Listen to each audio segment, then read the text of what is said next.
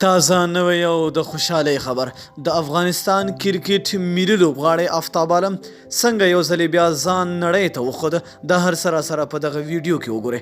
ګرانو او زړه ته رانږدې مینوالو السلام علیکم.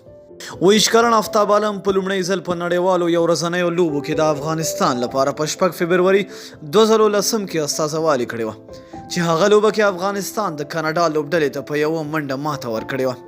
آفتاب عالم په خپله لومړۍ یو ورځنۍ لوبه کې په 4 اورونو کې 15 منډې ورکړې وې خو کومه ویکټ یې نه وه ترلاسه کړې. نوموړي همداراز په 2012 کال کې د افغانستان لپاره لومړۍ 6 اوریزه لوبه د آیرلینډ پر وړاندې ترسره کړې وه چې په دغه لوبه کې د 3 اورونو په ترسره کولو سره یې 40 منډې ورکړې او 2 لوبغاړي سوځولي.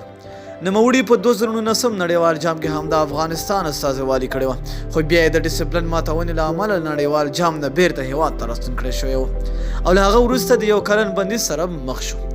آفتاب عالم د افغانستان لپاره 20 یو ورځنۍ او 12 شل اوریزې لوبې ترسره کړې دي.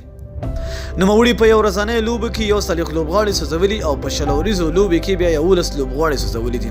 په یو ورځنۍ لوبه کې غوره توپ اچونه بیا د 15 منډو په بدل کې 4 لوبغاړي سوځولي دي او په 6 اوریزو لوبه کې بیا په یو لوبه کې د 23 منډو په بدل کې 2 لوبغاړي سوځولي دي.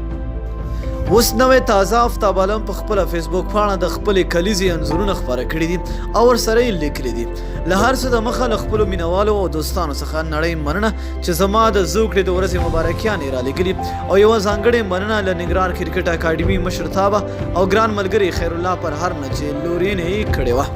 د افغانستان ملي لوبډلې میډیم فاسټ توپ اچوونکی آفتاب عالم 20 کلن شو چې نوموړي په ننګرهار کې په یو کرکټ اکاډمۍ کې خپله 20مه کلیزه لمانځلې ده نو زموږ د طرفه هم ورته مبارکي وي. نو دوستانو که تاسو هم د آفتاب عالم مینوال یاست نو لاندې په کمنټ کې یو ښکلې غوندې جمله ورته ولیکئ. تر بیا او بلې ویډیو د الله په امان.